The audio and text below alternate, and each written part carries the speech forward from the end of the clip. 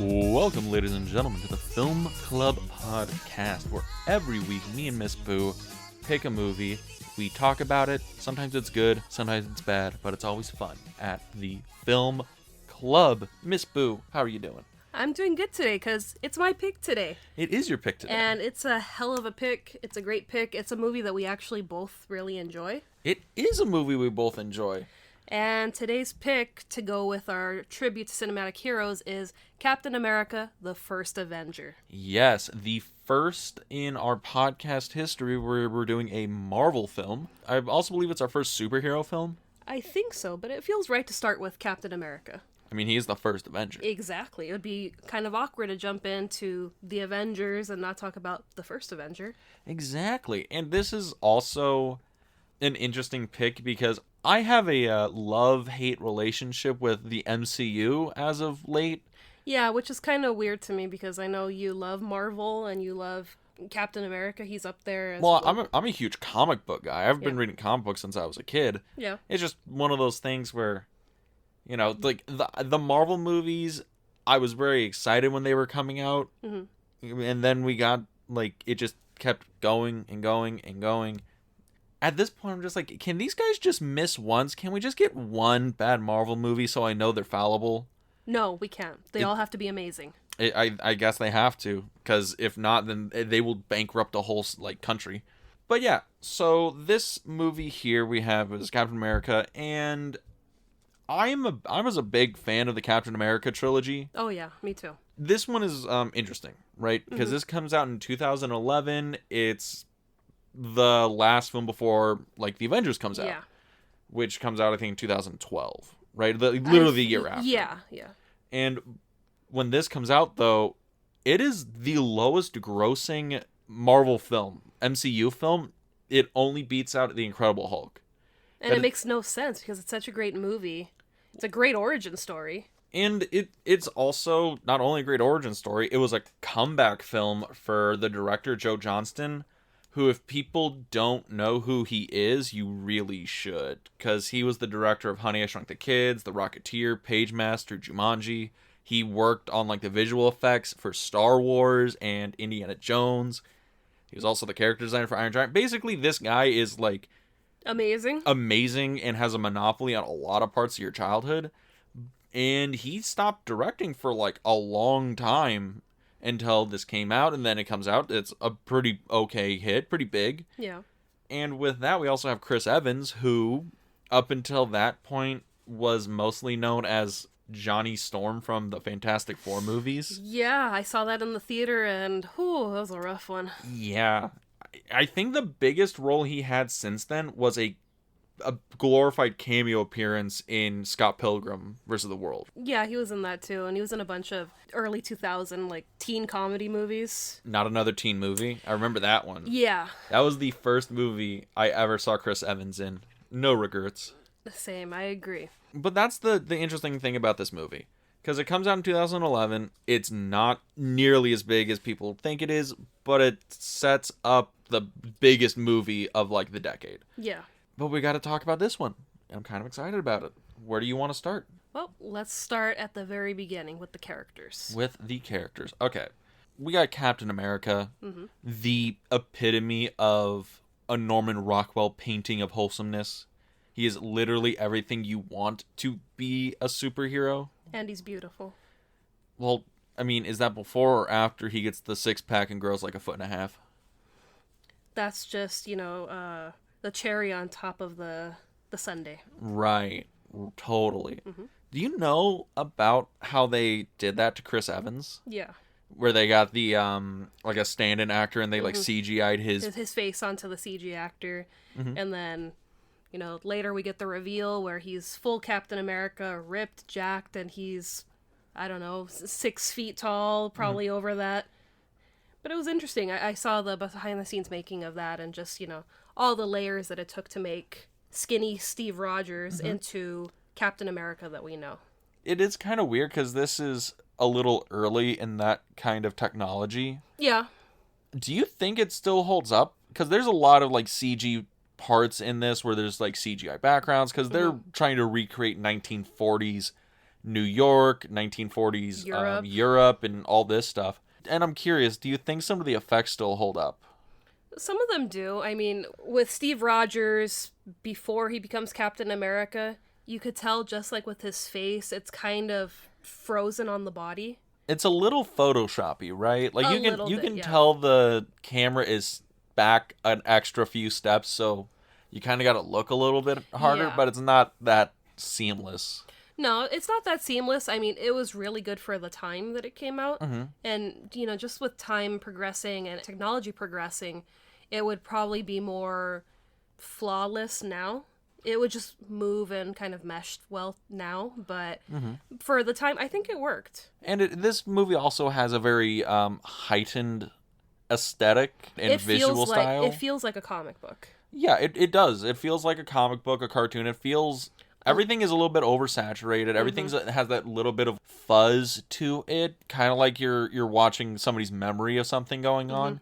And it's really interesting because it's also so alien as to like actual World War II movies I've seen.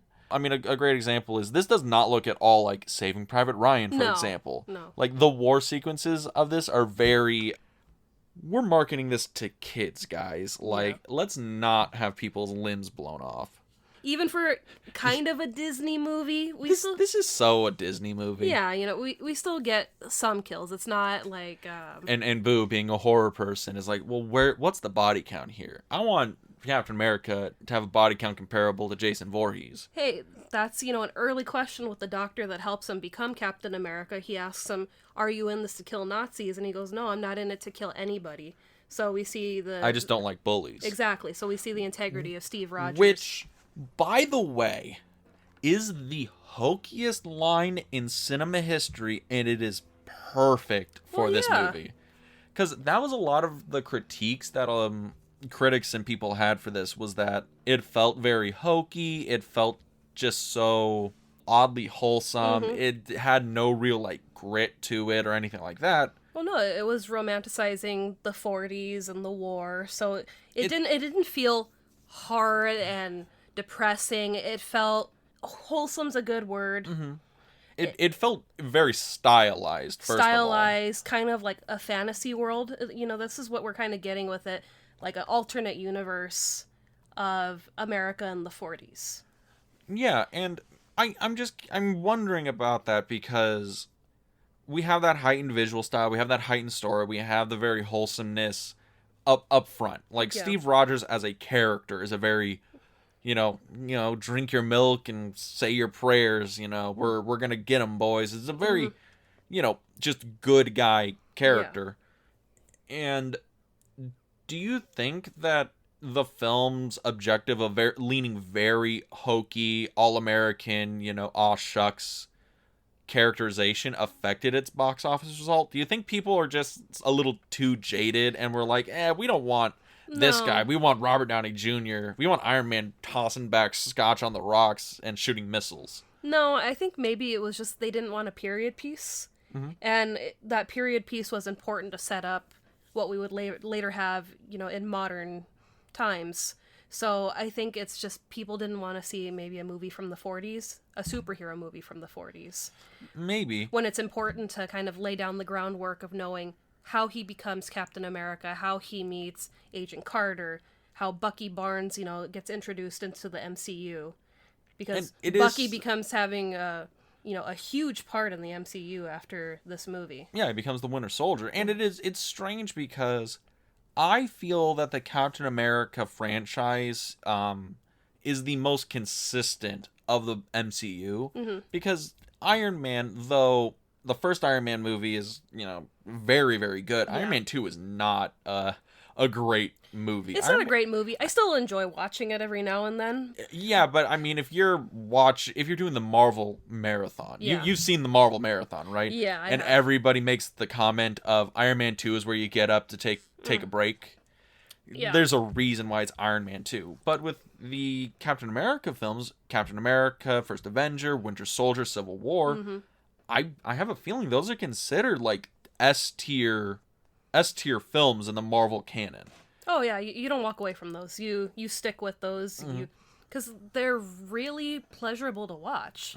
You really feel like you're immersed into the story, and you're just kind of part of his brigade of people that, goes around with him saving the world. Yeah.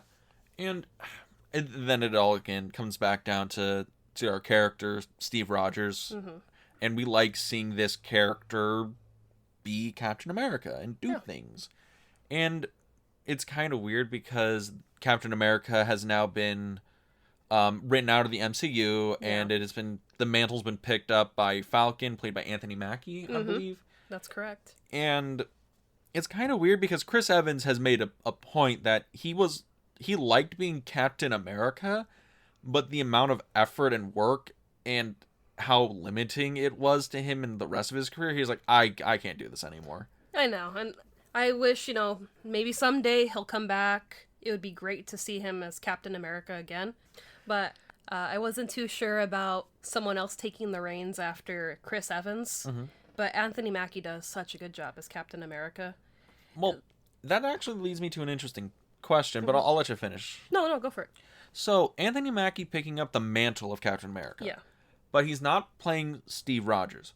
Do you think Chris Evans's performance is so good or so tight that it's like in the realm of Robert Downey Jr., where you cannot recast Iron Man? Or do you think that down the line, say like 10 years, where Chris Evans reasonably would be too old to pick up the mantle of Captain America again, or Steve Rogers, as it were, do you think we would get a new Steve Rogers, like a new actor playing Steve Rogers? Probably. I mean, I know, myself included, no one else wants to see Robert Downey Jr. not be Iron Man. We don't want to see someone come in and take over the reins. But I think he's gone on, because I listened to an interview with Robert Downey Jr. not too long ago, and he's gone on record that apparently Marvel execs have made it very clear that they won't recast him as long as he's alive. Oh, that's good. Though. Yeah, from what I heard, this is again a third-hand account that I heard on a podcast, but it makes sense if Robert Downey Jr. is like, hey, there's no way you could recast the role of Iron Man without me. So just wait till I die, because I might want to come back to it later. Yeah, and it would be hard to see someone take over the reins. For me, I love Captain America. He's my favorite Marvel character. So when Chris Evans stopped and Anthony Mackie was, picking up the mantle for this, I was a little on the fence because I'm so used to seeing Chris Evans be Steve Rogers. Yeah. I'm like, how is this new Captain America gonna feel? Is it gonna fit? And Anthony Mackie's character of the Falcon fits well in the MCU. Yeah. He's, very funny. He's very relatable. So seeing him pick up the torch, it kind of makes sense. Because when I was watching Falcon and the Winter Soldier, I was thinking, well, why isn't Bucky going to be the new Captain America? Oh, okay. We can get into some comics lore real quick if you want, but there's been many interpretations of Steve Rogers putting the mantle down and Bucky picking it back up.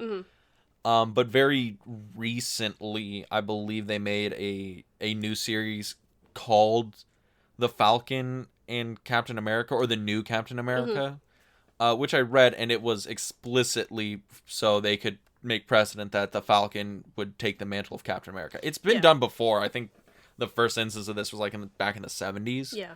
But it's never been a long-running thing, because it's like the thing with who picks up the mantle of Batman when Bruce Wayne goes, and everybody's like, it's Dick Grayson. It's always Dick Grayson. Yeah. There's no one else. And I'm like, but guys, there's other Robins. I'm like, no, it's just Dick Grayson, because that's the famous one. I think we need to pull it back to the First Avenger. All about time. But yeah, so... Because we could talk about comics and lore till the cows come home. Oh, God, I used to work in a comic book shop. That was literally my job. I know. We had many of those discussions at the shop. But yeah, so back to the point, Chris Evans. His performance in this film, in The First Avenger. Now, he was a known element up to that point. He had already played Johnny Storm in the Fantastic Four movies. He did, Not Another Teen Movie, which was probably more like his breakout role. He was in Granted, a very small role, but he was in Scott Pilgrim versus the World the year before. Oh, he was in that movie, was it Cell or The Cell Phone? Oh, yeah. He was also in Push, Yeah. which was another one. So he was a known quantity at this point. Yeah. And he was consistently cast in kind of superhero-y roles. Mm-hmm. I believe, yeah, Push, Fantastic Four, and Scott Pilgrim. Those are like superhero-y type movies. Yeah. And not a one of them did very well at the box office. No. I think Fantastic Four did the best, and that's not a high praise here. Mm-mm. Do you think it was a risk casting Chris Evans in this? No. No? Because even though those movies weren't, blockbusters. And He was the best part of them. He was the best part. And, seeing him get this stage to really perform, I mean, he takes on the character of Steve Rogers. He's no longer Chris Evans. He's Steve Rogers in this movie. And it's flawless. You see him, and he is a born leader, and you want to follow him in the movie. Yeah, and that just goes to his performance, because it's very interesting, because he has to play kind of like two versions of Steve Rogers. Yeah. Where he plays the insecure, scrawny, I'm the guy who's been picked on my whole life, but I never give up. Yeah. And then he plays the, now that I have all this power, I'm still trying to hold on to that, innocence, that humility, that I was the kid who got beat up, and now I have the ability to beat anyone up, but I can't. I'm better than that. And it's a very interesting performance. It's very nuanced. But this is the thing about Steve Rogers. He's essentially perfect. Yeah. There's nothing wrong with him. No. There's no flaw. Mm-mm. He's not, impulsive. He's not angry. There's no true flaw in his character. Mm-hmm.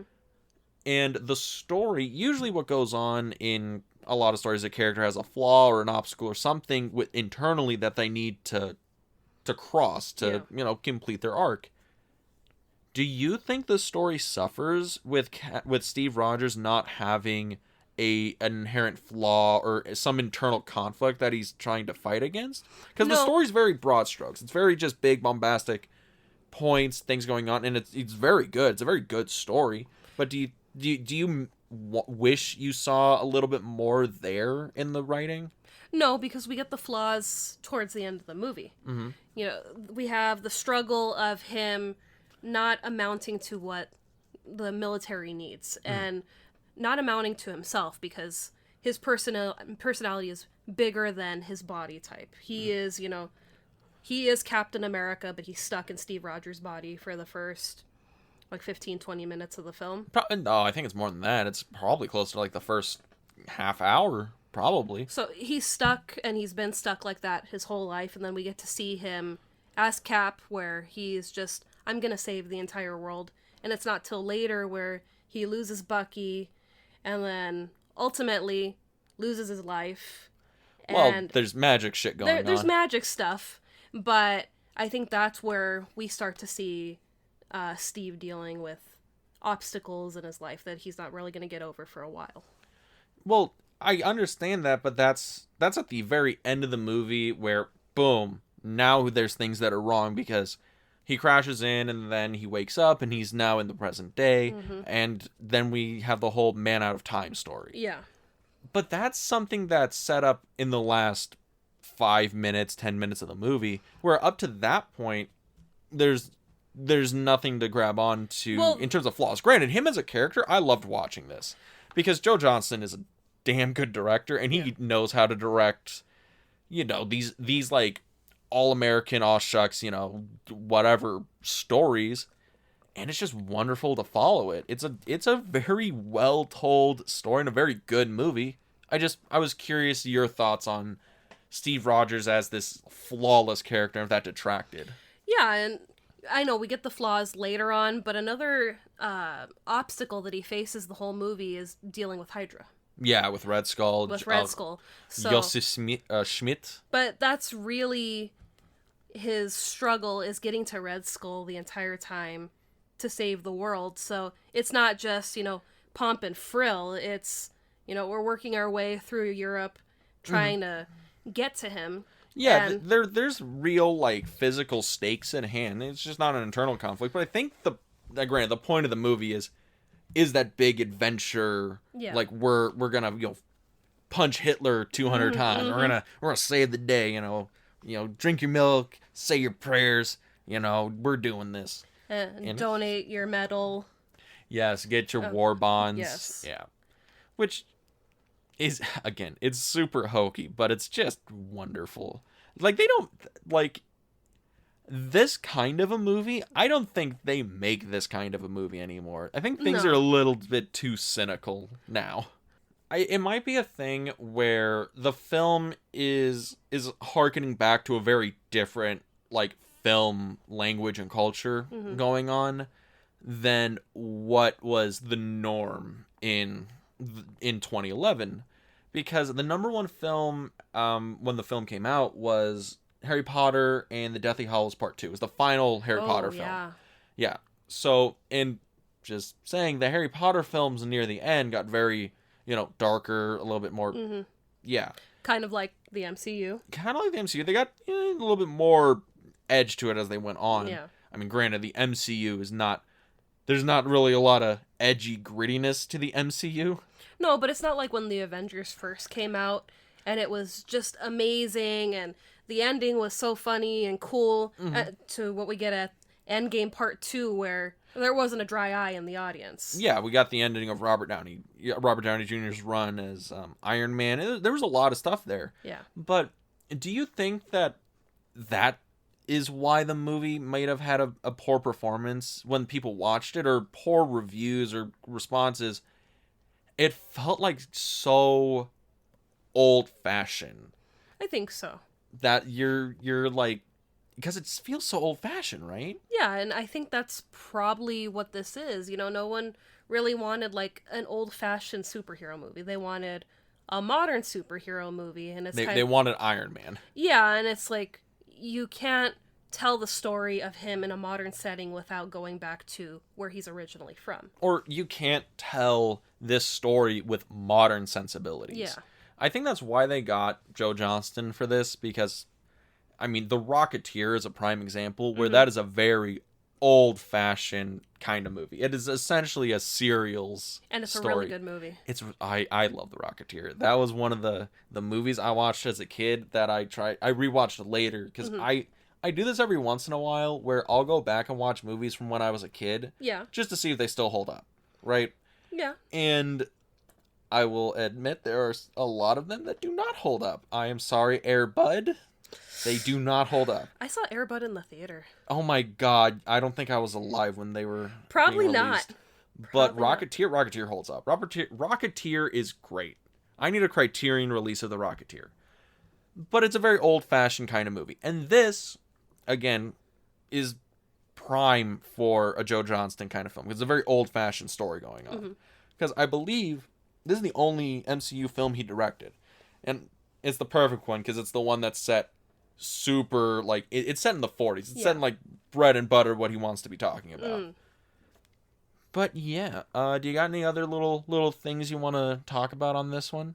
Because we talked a little bit about Chris Evans, talked a little bit about the director, talked a little bit about the MCU as a whole. Do we want to actually tell people what the movie's about? Because I just realized we kind of glossed over that one. We usually do that. We don't really give a spiel about what the movie's actually about. We kind of just jump in and just start talking about, there's these things going on.